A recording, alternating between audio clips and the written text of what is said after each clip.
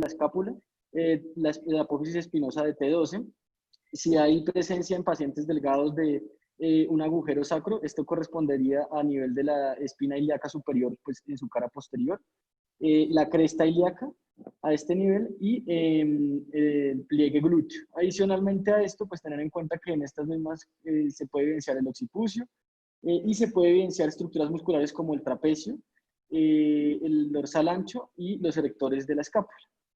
En cuanto a dividir la columna en regiones, ellos hacen referencia a que es posible, pues, primero, delimitar unas líneas a la hora de describir sobre todo, pues, dolores o cuadros clínicos, en donde hablan de una línea posterior-medial o posterior-mediana, perdón, la línea paravertebral para describir dolores lumbares, la línea escapular o una línea axilar posterior, y ya para delimitar sobre todo dolor también o cuadros asociados a nivel de regiones, entonces la región posterior cervical, la región escapular, la región deltoidea, la región vertebral, pues que correspondería también a nivel paravertebral, a la línea paravertebral, la región infraescapular, la región lumbar, la región sacra y la región glútea. Con esto en mente, pues nada, las mismas estructuras que son evidentes clínicamente, pero pues ya delimitadas en imágenes. Y adicionalmente tener en cuenta algunos reparos pues que se pueden tomar con base a los niveles vertebrales. Entonces, básicamente, hacen mención de que el ápice del pulmón está a nivel de T1 usualmente, la base está a nivel de T11, el arco aórtico a nivel de T4, la base del corazón está a nivel de T6, su ápice a nivel de T10, el límite superior del hemidiafragma derecho está a nivel de T8, el marco cólico derecho está a nivel de L2, la unión duodeno-yeyunal a nivel de L2, y que, pues, aunque hay variantes y esto puede cambiar, usualmente la aorta abdominal se divide en arterias ilíacas comunes a nivel de L4. Ya puntualmente en cuanto a la columna vertebral, entonces, pues, primero para mencionar sus funciones, corresponden soporte del cráneo, sostén estático y dinámico, ya vamos a ver a qué hace referencia y qué estructuras permiten cada uno de ellos, protección de la médula espinal y permite o ayuda a mantener el centro de gravedad del cuerpo.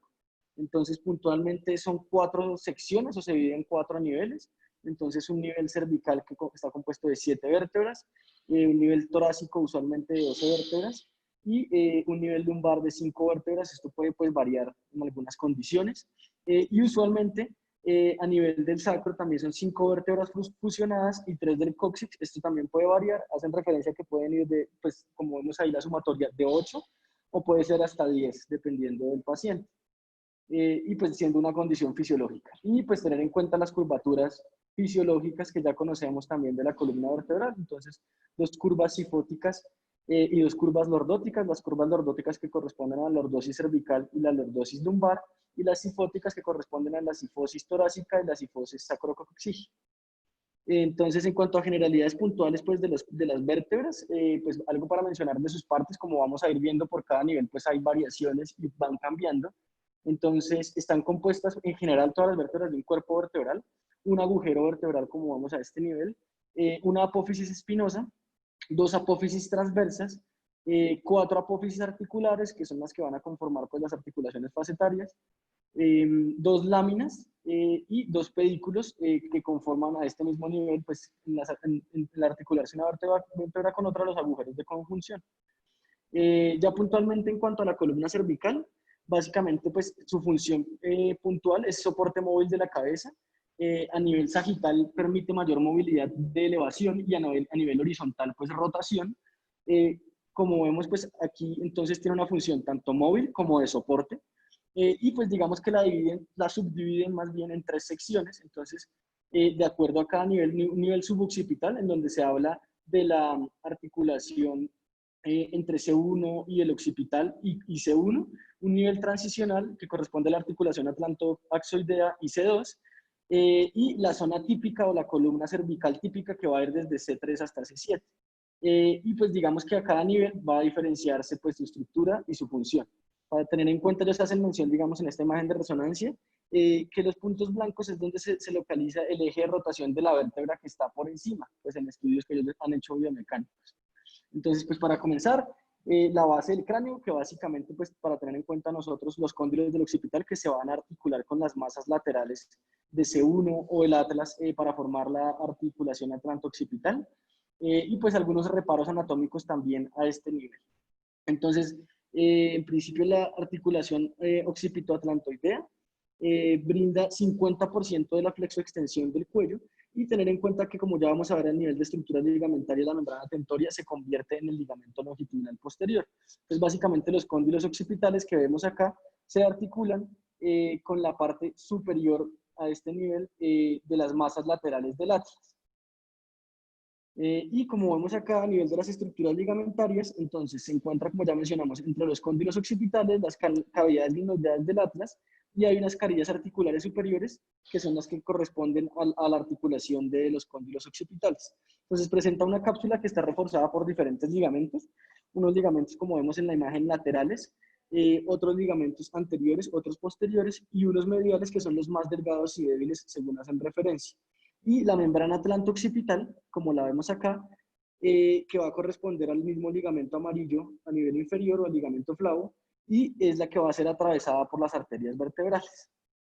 Entonces, para comenzar con el nivel suboccipital, que como ya mencionamos, corresponde a la articulación atlanto-occipital y C1, entonces, pues para mencionar el C1, el hueso atlas, entonces estructuralmente tiene forma de anillo, y adicionalmente pues, está compuesto por las masas laterales, que son las que se articulan con los cóndilos del occipital, que están unidas, como ellos lo describen, por dos travesaños, que son los arcos anteriores y posteriores. Su principal función en relación con la región occipital es la transmisión de las cargas, como ya vamos a ver en un diagrama más adelante cómo se transmite la carga, y pues tener en cuenta que está compuesto ya pues en un nivel más bajo también, o interactúa con C2 a través de las articulaciones atlantoaxoideas, que vamos a ver principalmente son dos, una medial y dos laterales. Entonces, pues clínicamente, como vemos ahí en la imagen, entonces esta vértebra puntualmente está compuesto por el arco anterior, el arco posterior, las masas laterales, el orificio transversario para el paso de la arteria vertebral, el orificio transverso, y unas apófisis transversas que realmente pues no son muy prominentes, que es de una cara superior y una cara inferior. Entonces, ya en cuanto a la columna cervical de transición, o el nivel de transición, en donde ellos hablan de entre C2 y el axis, entonces las articulaciones atlantoaxoideas, tener en cuenta que ya vamos a ver cada una de ellas, y la función principal de C2 es soportar al atlas, brindando una capacidad de rotación, inclinación caudal sobre todo y lateral, y estabilizar el atlas en el plano coronal. Pues hay que tener en cuenta pues, su posición y su relación anatómica en cuanto al mecanismo de la fractura de Jefferson, en donde pues, se diseca por completo, se decapita la apófisis odontoide, ya vamos a ver también, y la compresión axial, sobre todo del atlas, y hay una compresión axial del atlas hacia caudal y la masa hacia lateral. Y pues también tener en cuenta y esta relación en cuanto a las fracturas de los arcos anteriores y posteriores. En cuanto al C2 o el axis puntualmente, pues digamos que tiene varias estructuras a resaltar. Aquí esto desde varias caras. Y puntualmente, pues entonces tienes la apófisis odontoides, o el diente también denominado, que es una pues, característica de esta vértebra. Dice que está descrito que mide entre unos 10 a 16 milímetros de largo, 10 milímetros de espesor, y presenta pues desde la parte más caudal hasta craneal varios componentes. Entonces una base, que es la porción más ancha que se continúa con el cuerpo vertebral, su cuerpo propiamente dicho, y ya un vértice o extremo que pues es la punta de la apófisis odontoides. Básicamente la apófisis transversa de esta vértebra, que es como lo otro a resaltar, es pequeña, y el agujero transverso mira hacia arriba y hacia afuera, ya que pues va a permitirle que el trayecto de la arteria vertebral descienda a este nivel y ascienda, perdón, en busca del orificio transverso del hueso atlas. Entonces, ya para tener en cuenta en cuanto a la zona transicional, pues a nivel articular, entonces la apófisis odontoides se articula con el arco anterior del atlas, y esta es la primera articulación que mencionan o hacen referencia a este nivel, que es la articulación atlantoaxoidea, perdón, medial, o la articulación atlantoodontoidea. Entonces, en esta pues están implicados el ligamento transverso, que como vamos a ver entonces permite unir el arco anterior que está aquí en la imagen de resonancia con la apófisis odontoides, que está aquí también a este nivel, y actúa en forma, pues digamos que aquí estaría más o menos a este nivel rodeando, actúa como un cinturón de seguridad a través de las masas laterales, y permite controlar los desplazamientos anteriores. Entonces ellos describen pues tener en cuenta que en niños se toleran más o menos de 3 a 5 milímetros y que es importante tener en cuenta estas estructuras anatómicas, ya que se deben medir y correlacionar en busca de lesiones o luxaciones o signos de inestabilidad, tanto de la articulación atlanto-odontoidea o atlantoaxoidea medial, y también evaluar la distancia entre, o el intervalo atlanto-odontoideo posterior, que sería esta primera línea que estamos viendo acá. Adicional a esto, entonces, pues tener en cuenta que la articulación pues, va a tener varios componentes ligamentarios que ya vamos a ir mencionando, y que a este nivel, digamos, este es que es un corte axial, pues vamos a ver la función, como ya mencionamos, del ligamento transverso, que va a actuar como un cinturón de seguridad a este nivel, y adicionalmente los ligamentos alares que van a permitir también darle mayor estabilidad y a la articulación atlantoaxoidea medial, como ya mencionamos. Adicional a esto, ya entonces están las articulaciones atlantoaxoideas laterales que corresponden a la articulación entre las masas laterales del atlas y digamos que las carillas articulares del axis. Entonces, estas se articulan permitiendo pues, también un arco de movilidad a este nivel que es menor, y básicamente es importante ahí tener en cuenta que la articulación es de forma biconveja, y la movilidad está dada básicamente por la presencia de dos meniscos fibroadiposos, uno anterior y otro posterior. El principal arco de movilidad a este nivel es de 43 grados en rotación, y también pues el principal arco de movilidad asociado es el 50% de movilidad de los arcos de movilidad del cuello. Los dos ligamentos alares que ya mencionamos, que son y se adhieren al límite superior de la odontoides en la articulación atlantoaxial medial. Y esto está a también tener presentes que van a delimitar o son margen del foramen magno y son el restrictor principal en rotación de la articulación,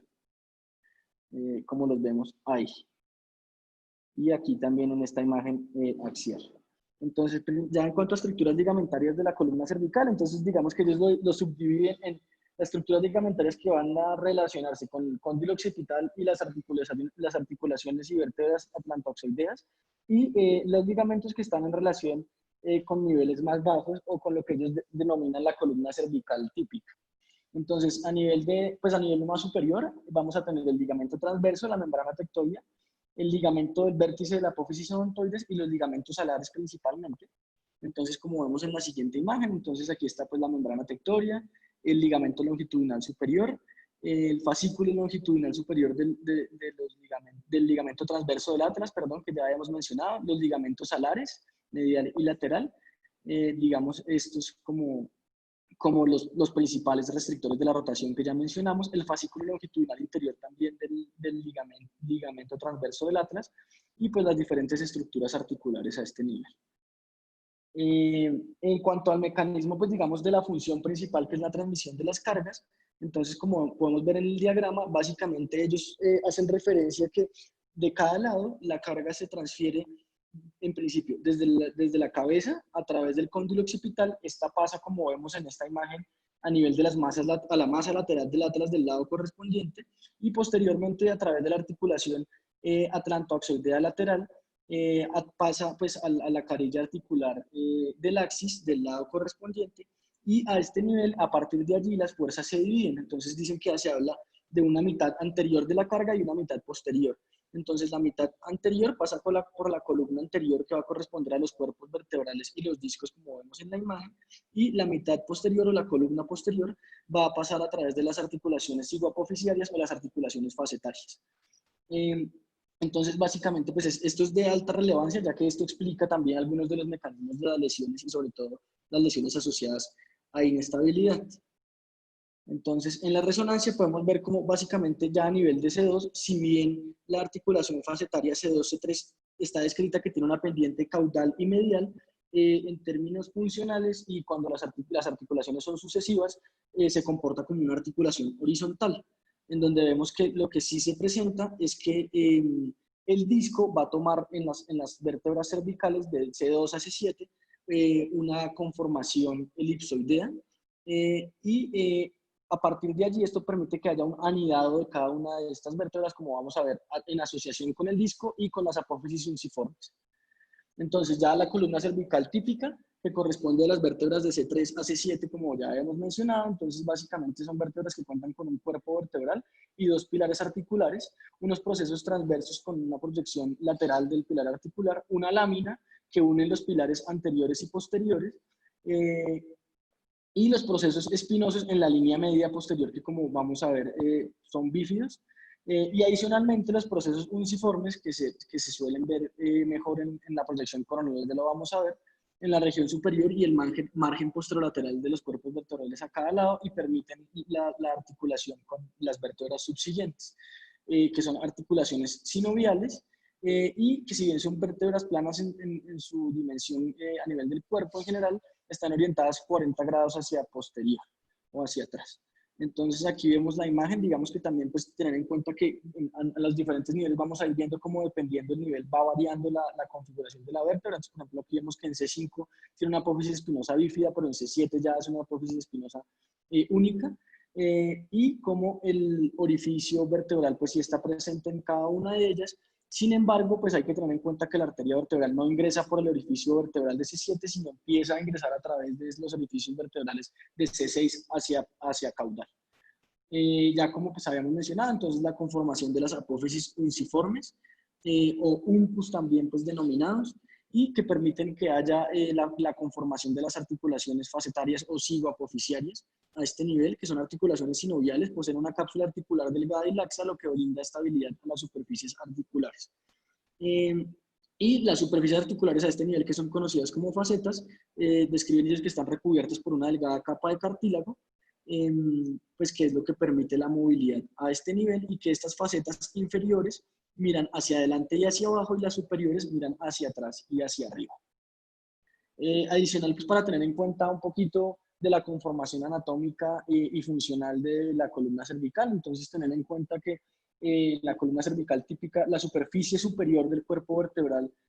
va a ser conveja en el plano sagital, pero va a ser cóncava en el plano coronal, dada la presencia de los procesos unciformes, y que esto permite la conformación de una articulación en silla de montar y que haya movilidad en dos planos, ya sea en un plano sagital y un plano oblicuo coronal. Y que el centro de rotación de cada uno de los arcos de movimiento va a ser anterior a nivel del anillo fibroso, como ya habíamos mencionado en la resonancia que mostramos inicialmente. Y esto es importante, pues, ya que también se describe a nivel pues, clínico y patológico en las lesiones tipo latigazo, en la fase inicial, hay un aumento súbito en el eje de rotación, como el eje de carga pasa, como ya describimos por el anillo fibroso. Esto va a permitir que haya impactación de elementos posteriores y elongación de los elementos anteriores. Entonces, esto explica que puede haber lesiones parciales del anillo fibroso anterior, pero sobre todo el mayor compromiso va a ser impactación de la superficie articular posterior, como vemos en la imagen. Adicionalmente, pues a nivel de la columna cervical, tener en cuenta que a medida que se desciende, va a aumentar el tamaño o el diámetro coronal de cada uno de los platos vertebrales a nivel cervical. Y en cuanto a las estructuras ligamentarias de la columna cervical típica, que como mencionamos, iría de C2, C3 hasta C7, entonces están implicados el ligamento longitudinal anterior o vertebral común anterior, el longitudinal posterior o vertebral común posterior, el ligamento supraespinoso que va a ir a través de cada una de las espinas, ya lo vamos a evidenciar, los ligamentos interespinosos a través de cada espacio, y el ligamento flavo también que va a estar a este nivel. Entonces ya en una imagen más detallada, entonces vemos el ligamento vertebral común anterior, que básicamente desciende por la cara, o longitudinal anterior, que desciende por la cara anterior de la columna vertebral desde la porción externa del cráneo a nivel de la porción basilar del occipital, hasta anclarse a nivel de la cara anterior de la segunda vértebra sacra, desciende por toda la columna vertebral, el ligamento longitudinal posterior o vertebral común posterior, que a este nivel desciende desde la cara pues interna, como pues estaría aquí descrito, aquí dibujado, endocranial, y va a descender hasta la apófisis basilar, desde la porción endocranial, extendiéndose a través de toda la columna, y va a descender hasta la porción basilar, desde la porción basilar del occipital hasta el coxis, y el ligamento supraespinoso, que está aquí delimitado, que básicamente es un cordón fibroso que se extiende a lo largo de toda la columna, adhiriéndose al vértice de las apófisis espinosa por detrás de los ligamentos interespinosos que van a estar delimitados a este nivel. Entonces, pues tener en cuenta que hay unos complejos ligamentarios anteriores, como ya vimos, va a ser el ligamento longitudinal anterior o vertebral común anterior y posteriores, y unos ligamentos de la región posterior que van a ser los ligamentos interespinosos que corresponden a la capa sagital de la fascia, y el ligamento nucal que ya se va a extender, como mencionamos, como el ligamento supraespinoso, y que está anclado también a tendones del trapecio en la porción espinosa de C7. Entonces, en cuanto al disco intervertebral en la región cervical, tener en cuenta pues, que en general, pues al igual que en otros niveles, está conformado por un núcleo pulposo que está hecho de fibrocartílago y un anillo fibroso que en el caso de la región cervical es deficiente posteriormente, por lo que posterolateralmente está cubierto por el ligamento longitudinal posterior, y anteriormente el anillo o el annulus tiene forma, como ya mencionamos, crescéntica, dada la configuración de las vértebras cervicales. Y adicionalmente hay un refuerzo anterior que es el ligamento interóseo que une el borde del cuerpo vertebral. Entonces hacían referencia a que básicamente la nutrición del disco vertebral a este nivel está brindada por los platillos terminales a través de la superficie porosa de los mismos, lo que evita asimismo que haya protrusión del disco hacia los cuerpos vertebrales. En cuanto a la miología a nivel cervical, pues tener en cuenta que hay varios planos musculares. El plano más superficial pues está compuesto en términos generales por el trapecio y el esternocleidomastoideo, el trapecio que se inserta en las estructuras de la línea media como la protuberancia occipital, el externo, el tercio medio de la línea nucal superior y el borde posterior del ligamento nucal, y las apófisis de las 7 vértebras,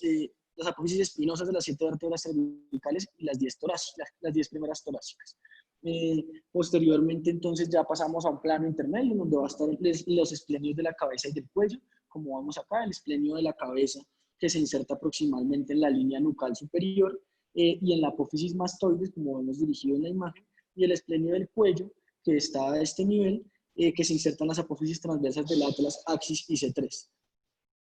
Y ya adicionalmente músculos suboccipitales denominados que están dentro de los que se encuentran algunos, digamos, grandes, el recto anterior, el recto lateral, oblicuo inferior y superior, que son posteriores, y que básicamente están en directa relación con la orientación que tiene el cráneo con el eje del atlas y el axis, como vemos aquí en la imagen, los rectos y los oblicuos.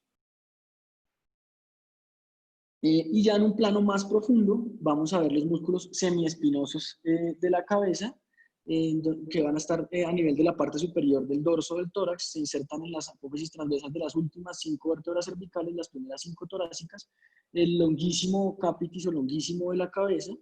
y el longuísimo cervical también a este nivel, que el longuísimo de la cabeza que se inserta en el vértice y el borde posterior de la apófisis mastoides también, y en las transversas de las 4 últimas vértebras cervicales, y ya músculos paravertebrales cervicales como el largo del cuello o el largo de la cabeza, que cubren y unen el occipucio y permiten también, digamos, el cubrimiento desde las apófisis transversas hasta hacia los cuerpos vertebrales, como vemos en las imágenes. Y ya en un plano profundo, entonces vamos a ver adicionalmente también músculos semiespinosos del cuello, que van a actuar en este punto también como erectores de la columna cervical, el recto posterior menor de la cabeza y mayor, y los oblicuos inferiores y superiores. Para tener en cuenta, eso también lo vamos a mencionar más adelante, pues digamos de forma comparativa, pero pues tener en cuenta que las raíces nerviosas a nivel cervical van a salir pues digamos, por encima del nivel del cuerpo vertebral. Entonces, como vamos aquí a nivel de C2, C3, sale la primera raíz, la tercera raíz cervical, perdón, a nivel de C3, C4 sale la cuarta, y así sucesivamente. Y adicionalmente que por la conformación y la dirección de sus fibras, el compromiso que se da en dado caso de discopatía cervical es similar si se da a nivel foraminal o si es a nivel central o si es a nivel periférico. Ya vamos a ver cómo es la diferencia de este nivel. Y en cuanto a estructuras vasculares para tener en cuenta, pues siempre a mencionar y tener presente el recorrido de la arteria vertebral, y básicamente que está ubicada a nivel cervical en el triángulo occipital, que está delimitado medialmente por el músculo recto mayor de la cabeza, lateralmente por el músculo superior oblicuo y lateralmente por el oblicuo inferior, y ahí pues está inmersa la arteria vertebral. como ya vemos en las imágenes a este nivel.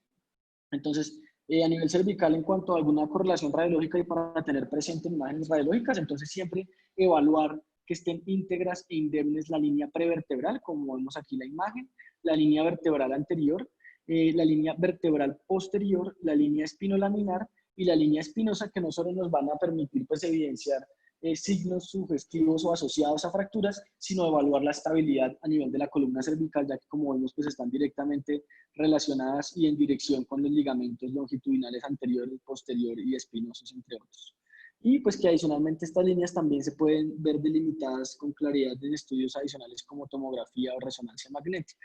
Y pues algunas estructuras siempre para tener presente que se pueden evidenciar, entonces el arco anterior del atlas, el axis C2, el cuerpo vertebral del axis, el ángulo de la mandíbula, la lengua, a nivel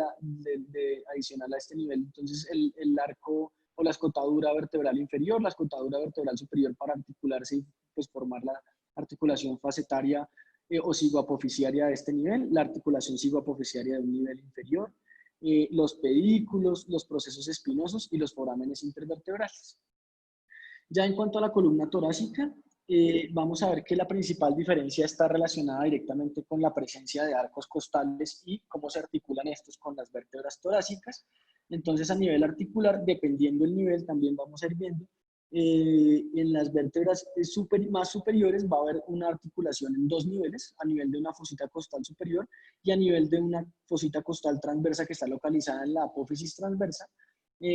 Adicionalmente, pues el mismo disco intervertebral, ellos hacen referencia de unas semifacetas a nivel de los cuerpos vertebrales y la apófisis transversa. Y como vamos a ver a nivel más bajo, la excepción son pues a nivel de T1 y las vértebras más bajas T11 y T12, en donde la cabeza del arco costal tiene una única articulación completa con el cuerpo vertebral. Y pues digamos que la diferencia lo equiparan a que no hay procesos uncinados, pero sí hay arcos costales. Entonces, como ya mencionamos, desde T1 hasta T7, las dos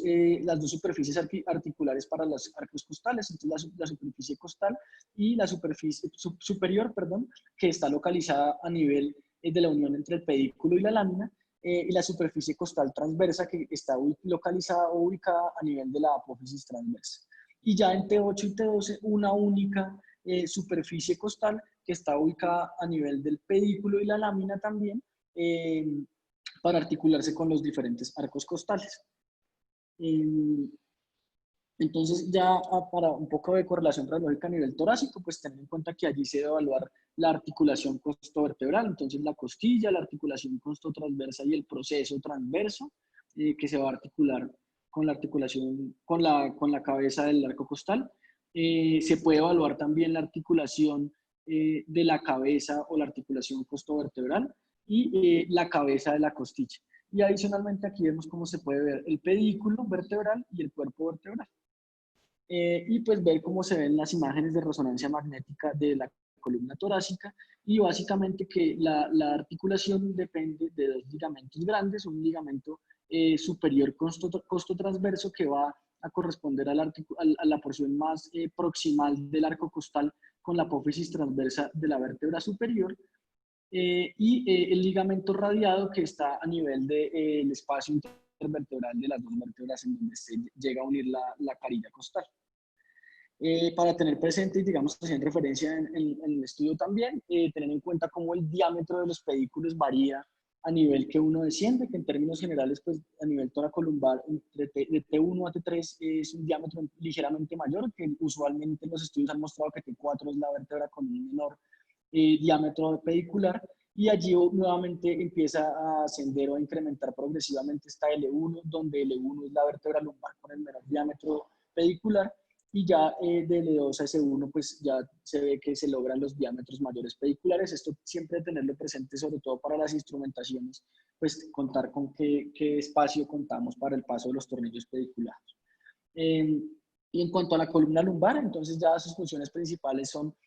soporte del tórax y las extremidades superiores y transmitir esta carga hacia las extremidades inferiores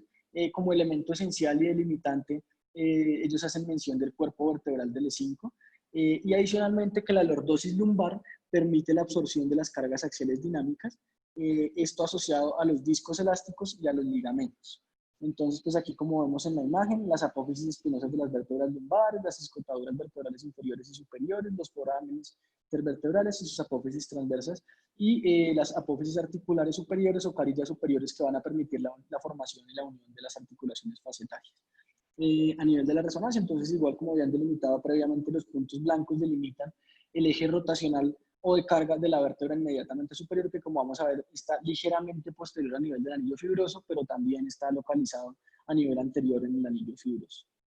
En cuanto a características pues, de las vértebras lumbares en general, su diámetro transverso, a diferencia de las otras vértebras, que era igual o era mayor, o era menor, perdón, en este caso va a ser un diámetro transverso mayor que el anteroposterior. El agujero raquídeo tiene una disposición o una forma triangular con base en el cuerpo vertebral, como vemos a este nivel. Los pedículos son más cortos y gruesos y nacen en la región lateral de la cara posterior del cuerpo, como vemos aquí en la imagen. Y adicionalmente las apófisis articulares superiores o las carillas articulares superiores nacen de la unión del pedículo con la lámina y son carillas cóncavas dirigidas hacia atrás y hacia medial de tal manera que quedan enfrentadas una con la otra para lograr articularse, como vemos a este nivel, con la vértebra inmediatamente superior y la vértebra inmediatamente inferior, las carillas articulares inferiores. En cuanto a las características del disco intervertebral a nivel lumbar, entonces, como ya habíamos mencionado, permiten absorción de fuerzas en compresión axial. Esto, digamos, es posible porque tienen un núcleo pulposo mucho más hidratado, un anillo fibroso conformado por láminas concéntricas de colágeno y un plato vertebral, pues lo que permite al plato vertebral más bien superior e inferior adosarse y tolerar las fuerzas de compresión axial,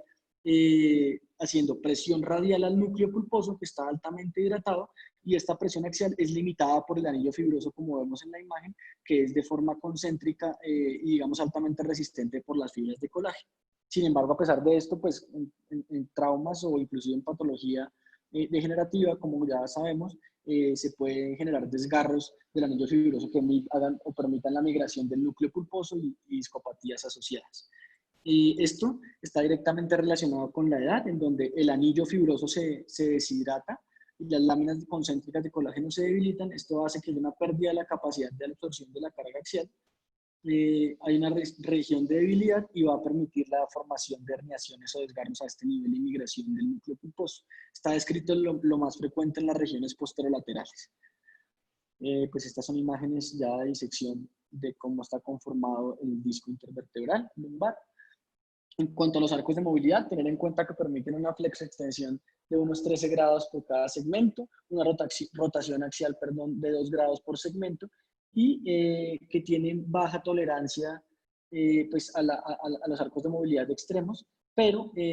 los elementos posteriores vertebrales ligamentarios van a brindar una mayor estabilidad. Entonces, allí es donde ellos hacen referencia que a nivel de la columna lumbar se delimita una columna anterior donde el cuerpo vertebral es estático y soporte de carga axial, dado pues por las características del disco intervertebral, y a nivel de la columna posterior es digamos una columna dinámica en donde los ligamentos funcionan como estabilizadores, pero permiten también un mayor grado de movilidad.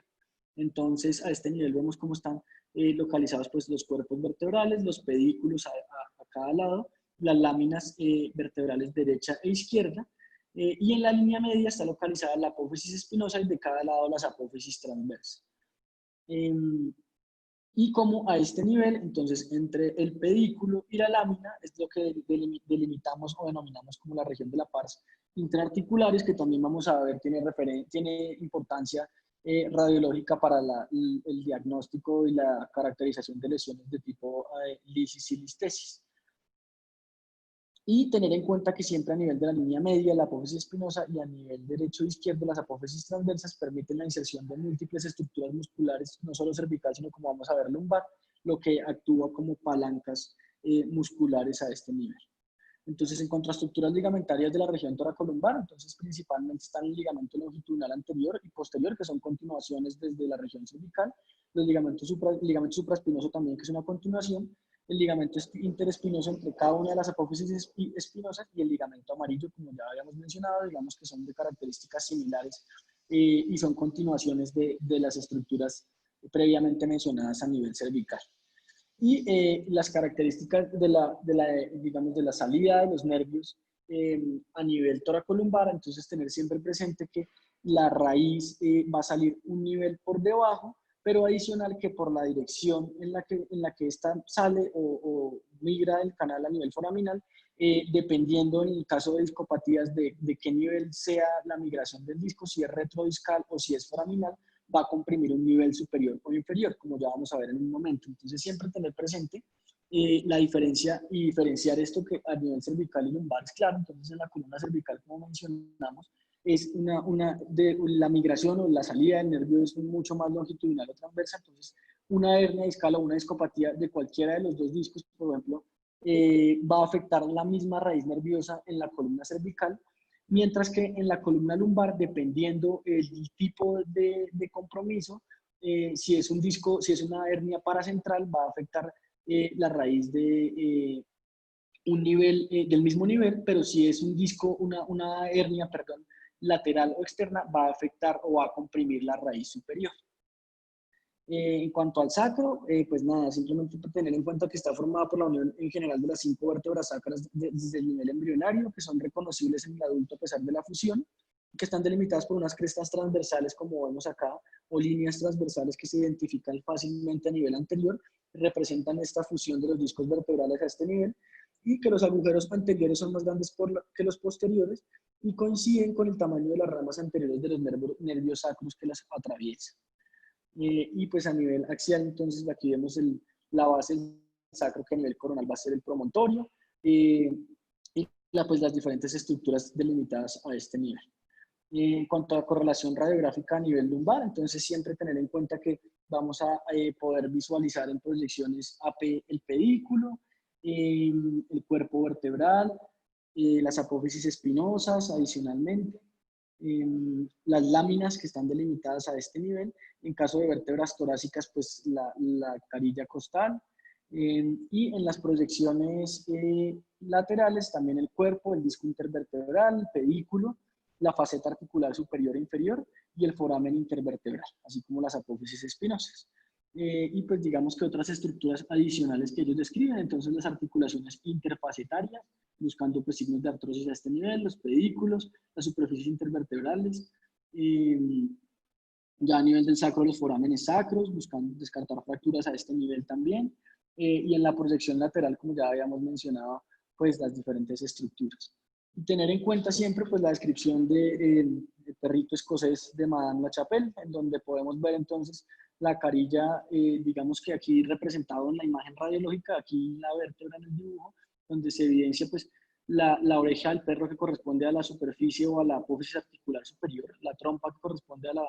al proceso o a la apófisis transversa, el pedículo que sería el ojo, y como ya denominamos o mencionamos previamente, en esta proyección oblicua, que es donde se va a visualizar solamente en la proyección oblicua, en la región entre la lámina y el pedículo va a estar localizado el cuello del perrito, que está roto, pues nos va a hacer referencia a una lesión tipo lisis del nivel vertebral comprometido o de la vértebra comprometida, y está roto, pero además desplazado, una lesión tipo listesis. La patica anterior, que va a ser el proceso articular inferior, y la pata posterior, que va a ser el proceso espinoso. Las mismas imágenes que, pues digamos, se pueden ver delimitadas en tomografía. Adicionalmente, se puede evaluar de forma más clara las articulaciones interfacetarias, así como en resonancia. Y en cuanto a miología de la columna lumbar, tener presente pues que también va a estar delimitado por plano. En el plano más superficial se hablan de músculos que no están directamente relacionados con sus inserciones a nivel de la columna, otros que sí, pero que así no estén directamente relacionados con inserciones a nivel de la columna vertebral, sí tienen ventaja o más bien efecto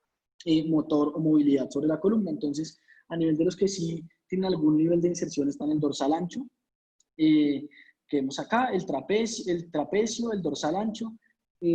con sus diferentes porciones, el serrato posterior superior y el serrato posterior inferior, el romboides mayor y menor, y ya los músculos que actúan como efectores de la columna por sus inserciones, digamos que en contigüidad o en regiones cercanas, están los escalenos, el elevador de la escápula, el trapecio, el esternocleidomastoideo, el psoas a nivel distal a nivel del fémur, el cuadrado lumbar a nivel de los arcos costales, el transverso del abdominal y pues ya el dorsal ancho que también mencionamos. En un plano más profundo están los músculos que conforman la llamada masa común de los canales vertebrales, que están formados por los músculos iliocostales, longuísimo torácico y espinoso torácico,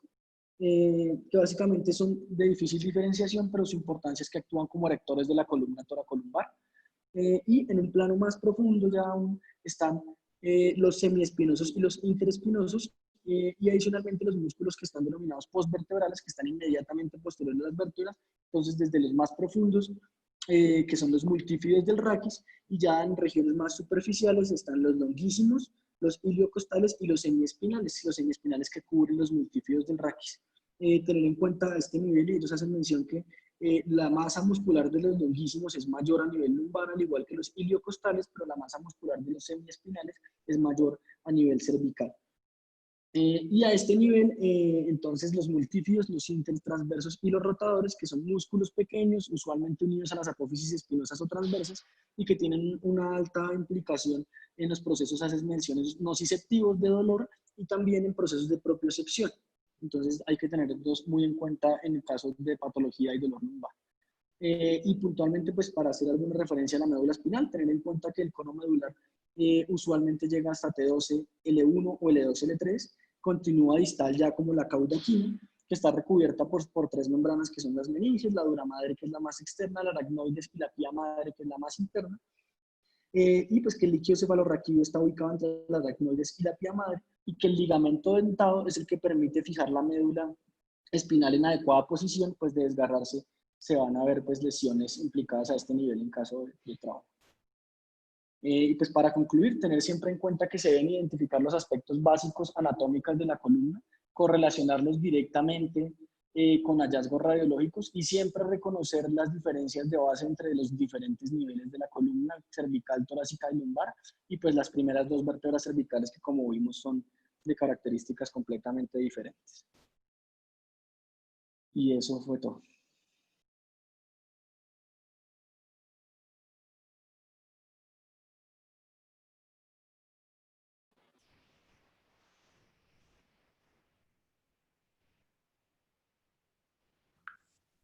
Bueno, muchas gracias. Creo que Muchas estuvo muy gracias. completo. Muy bueno. Vale, profe, muchas gracias.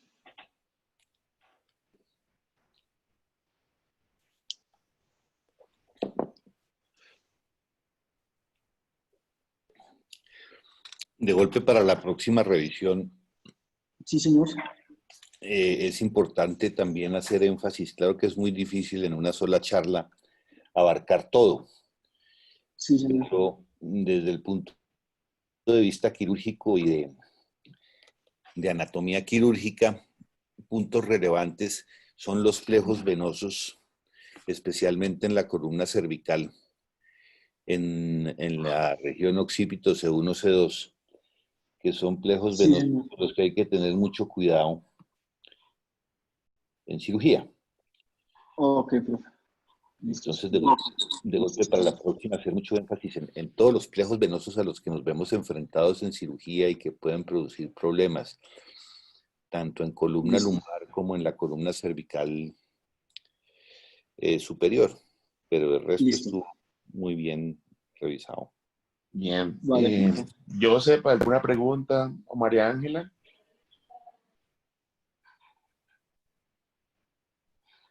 No, señor. ¿Todo claro?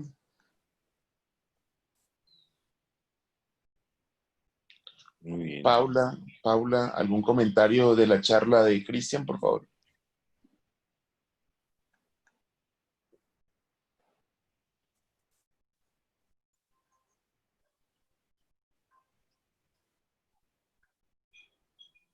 Paula o María Ángela, ¿algún comentario de la charla?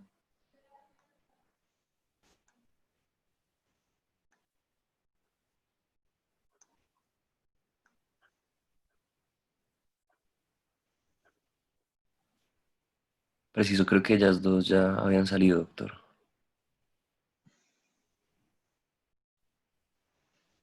¿Ya se salieron? Bueno, Nicolás, entonces usted, ¿algún comentario de la charla de Cristian? ¿Algo para aportar, algo para mejorar? No, doctor, pues lo que ustedes le dijeron está, pues estuvo muy completa, muy organizada, obviamente. No es fácil hacer una charla de anatomía, pero me parece que estuvo muy organizada, las imágenes fueron muy claras y pues nos ayuda como a orientarnos, sobre todo también en la parte radiológica y la anatomía topográfica, que es lo importante del examen físico que debemos tener en cuenta. Ok, bueno. Yo creo que es muy importante, sobre todo que estamos empezando el semestre y vamos a empezar como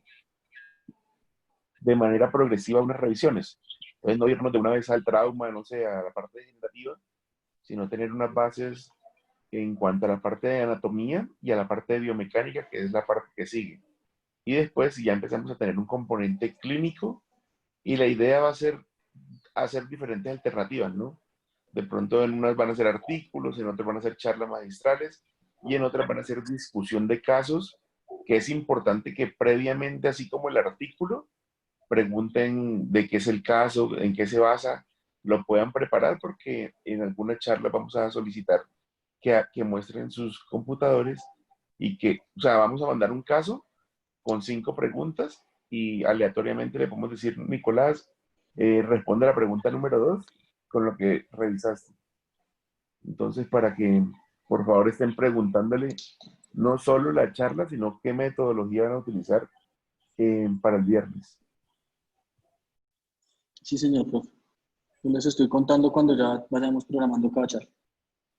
Exacto, y las personas que van a rotar en columna, pues ir avisando con tiempo, no vayan a salir el jueves